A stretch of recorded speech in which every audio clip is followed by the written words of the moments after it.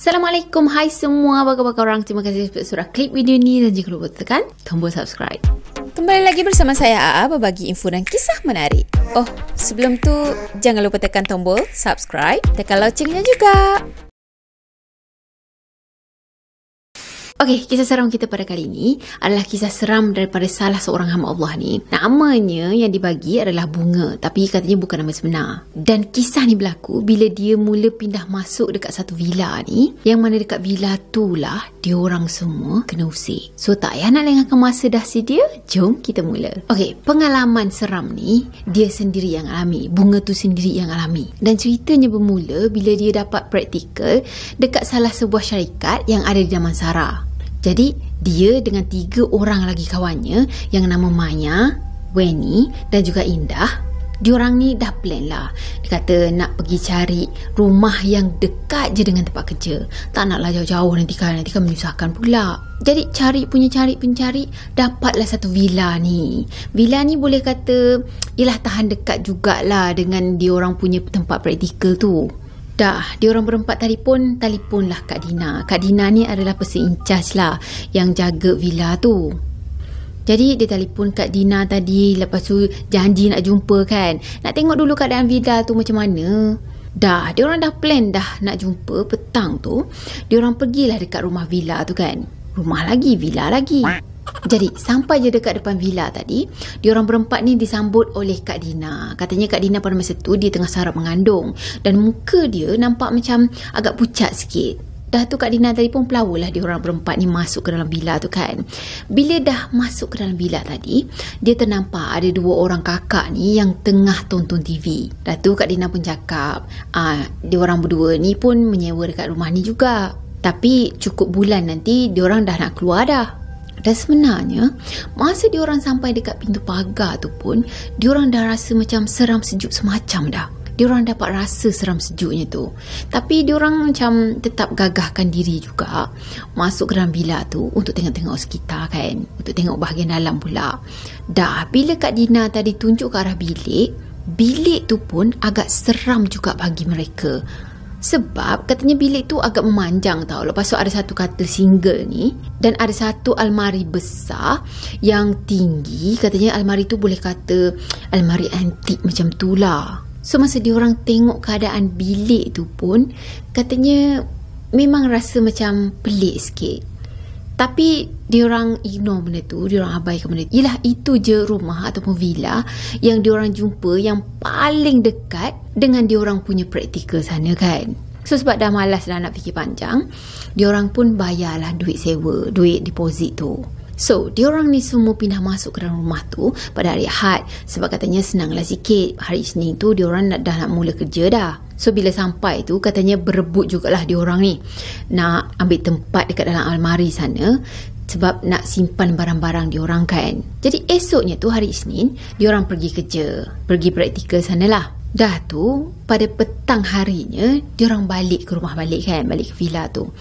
Jadi balik ke villa terus masuk bilik. Masa diorang masuk bilik, diorang perasan yang ada satu bungkusan betul-betul ada dekat depan almari antik tu. Dah tu dekat dalam bungkusan tu sebenarnya ada pakaian dalam wanita tau.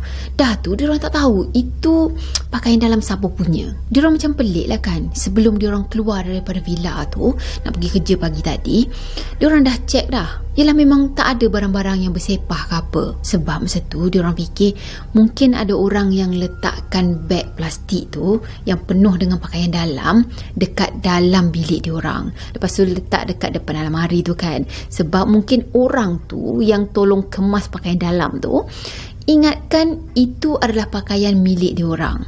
Tapi sebenarnya tak. Diorang sendiri pun tak tahu itu pakaian dalam milik siapa. Esoknya tu paginya diorang pergi kerja macam biasa. Lepas tu balik ke rumah, sekali lagi benda yang aneh berlaku. Pada masa tu diorang perasan pintu almari yang dekat bahagian atas terbuka luas-luas tau. Padahal sebelum diorang pergi kerja, diorang dah make sure dah keadaan bilik kemas. Maksudnya dengan pakaian, katil semuanya kemas. Lepas tu almari pun, pintu almari tu pun tutup rapat lah kan. Diorang macam pelik tau. Cuma diorang cuba positifkan diri. Diorang fikir, oh mungkin angin tak. Katanya antara diorang berempat ni Bunga lah orang yang paling tinggi. Jadi Bunga lah yang nak kena kunci pintu almari tu supaya benda tu tak berlaku lagi. Tapi sebenarnya sebelum-sebelum ni diorang tak adalah sampai nak kunci almari pun. Cuma yelah dah benda macam itu berlaku kan.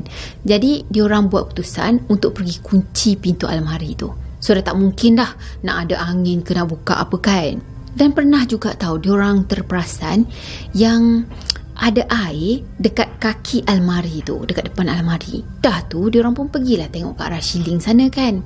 Kok-kok lah bocor ke apa, hujan. Lepas tu yelah adalah air atas lantai tu kan. Tapi tak ada pula tanda-tanda kata shieling sana bocor. Dan start daripada diorang buat keputusan untuk kunci almari itulah diorang mula kena ganggu. Ada satu malam tu, hari Khamis malam Jumaat. Dan hari tu adalah hari keempat diorang tinggal dekat villa tu. Malam tu lah semua diorang ni kena ganggu tau. Katanya malam tu giliran Bunga dengan Weni untuk pergi sidai kain dekat tingkat bawah sana. Jadi diorang berdua ni duduk borak-borak sambil-sambil sidai kain kan. Lepas tu gelak-gelak. Memang biasa je, tak ada apa pun yang berlaku.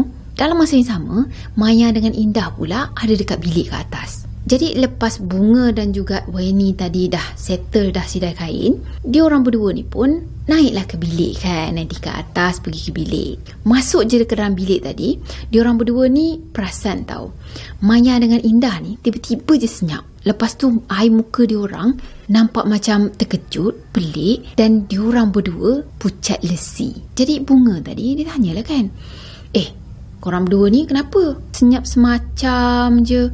Macam ada sesuatu je korang ni. Dah tu Maya dengan Indah tadi, dia cuma diam je. Dia tak jawab pun apa yang Bunga ni tanya. Tak lama lepas tu, dalam beberapa minit macam itulah, barulah dia orang cerita apa yang sebenarnya dah berlaku. Katanya masa tu si Maya ni tengah iron baju. Dah tu Indah pula dia duduk atas lantai sambil-sambil tengok telefon. Masa tu tiba-tiba je diorang terdengar sayup-sayup ada orang menangis dekat sebelah kiri Maya tau. Maya yang tengah gosok baju tadi kan. So time tu lepas dah dengar suara menangis tadi, diorang macam cuba bersangka baik lah. Oh mungkin anak jiran sebelah menangis ke apa kan. Lepas tu diorang pun macam fikir-fikir lah, sebelah kiri ni rumah yang paling dekat pun jauh juga. Kalau anaknya menangis pun tak mungkinlah diorang boleh dengar. Dah tu diorang cubalah kan buat cool je, buat tak tahu, macam tak dengar apa-apa kan. Tapi tak lama lepas tu diorang dengar lagi suara yang sama, suara sayup-sayup menangis. Masa tu Bunga dengan Weni tadi macam bela-bela jugalah. Yelah masa diorang sidai kain dekat bawah tu, tak ada pula diorang nak dengar ada suara menangis ke, suara apa-apa ke. Diorang elok je borak-borak, gelak-gelak lagi. So pada masa tu sebenarnya dalam rumah tu, dalam rumah villa yang besar gila, hanya diorang berempat je yang tinggal tau. Jadi Indah tadi pun pergilah buka ayat-ayat suci dekat telefon dia. Lepas dah buka ayat suci Al-Quran tadi, tak sampai separuh pun diorang dengar, dan tiba-tiba ayat tu tersekat tau.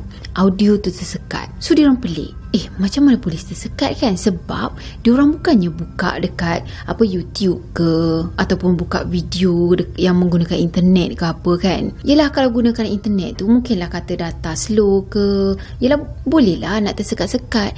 Ini audio yang ada dekat dalam telefon. Lepas dah bacaan Quran tadi tersekat-sekat, dengan serta-merta diorang dengar ada orang tarik-tarik kerusi dekat bahagian bawah. Ya, dekat tingkat bawah sana ada orang tarik kerusi seolah-olah macam tengah nak makan macam itu kan. Masa tu diorang semua dah mula risau dah. Diorang tahu ada benda yang tak kena yang berlaku sekarang ni.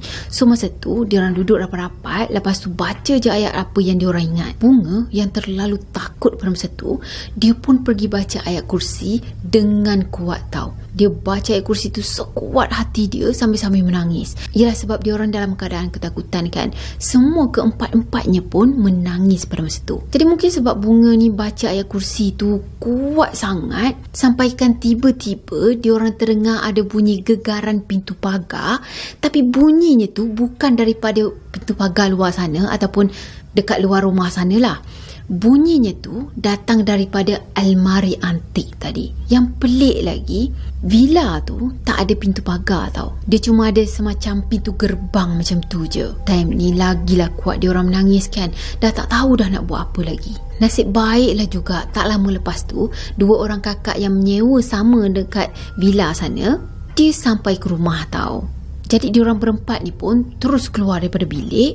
Lepas tu pergi ke arah kakak tu sambil-sambil menangis, sambil-sambil ceritakan apa yang dah berlaku pada diorang. Rupa-rupanya masa kakak-kakak tu sampai je dekat rumah, diorang tak ada dengar pun bunyi pintu pagar digoyang ke, bunyi suara diorang berempat ni tengah menangis, tengah menjerit dalam bilik tu. Diorang tak ada dengar apa-apa pun. Dah tu Maya, dia terus call mak dengan ayah dia untuk datang ke rumah tu, ambil dia sekarang ni, sebab dia dah tak nak dah tinggal dalam rumah tu. So masa tu sambil-sambil nunggu mak dengan ayah dia tu datang, diorang buka lah pintu bilik dia balik kan, sebab tadi dia dah tutup dah pintu biliknya. Dia buka pintu biliknya nak ambil pakaian ke apa yang patut, tapi masa tu pintu bilik tu boleh terkunci tau. Padahal masa diorang keluar daripada bilik tu, diorang tak kunci pun bilik tu. Bila dah mak dengan ayah Maya ni sampai ke rumah tu, mak Maya tadi pun try lah buka pintu bilik tu kan, try pulas pintu bilik tu sekali boleh tau. So diorang berempat ni pun macam bela-bela, tadi tak boleh, dah kenapa sekarang ni boleh pula. Jadi pada malam tu diorang semua pergi menumpang tidur dekat rumah Maya sebab takut sangat nak tidur dekat villa tu lagi. Esoknya tu diorang berempat ni pun ceritalah apa yang dah berlaku dekat Kak Dina kan, yang diorang kena usik, diorang dengar itu dengar ini semua kan. Tapi Kak Dina masa tu dia macam tak percaya tau. Dah tu Kak Dina cakap yang diorang dah pagar dah rumah ni sebelum diorang pindah masuk ke rumah tu. Jadi tak mungkin lah benda-benda macam gitu berlaku kan. Dah tu tak lama lepas tu datang pula suami Kak Dina ni. Dah diorang berempat ni pun ceritalah pula dengan suami Kak Dina apa yang dah berlaku kan. Dan suami Kak Dina cakap dia rasa macam salah pula sebab dia tak pagar rumah tu dulu. So sekarang ni dah berjanggar dekat situ. Kak Dina cakap dah pagar, suami Kak Dina cakap pula tak pagar lagi. So yang mana satu yang betul? Tapi diorang ni lebih percaya dengan suami Kak Dina lah, yang rumah tu sebenarnya tak dipagar lagi. Jadi pada masa tu diorang ni pun panggillah kawan-kawan diorang untuk datang ke rumah tu, buat gotong royong, buat solat hajat, baca Yasin. Yelah supaya diorang boleh bersih-bersihkan rumah tu kan. Jadi masa tu diorang buat solat hajat secara berjemaah dekat dalam bilik.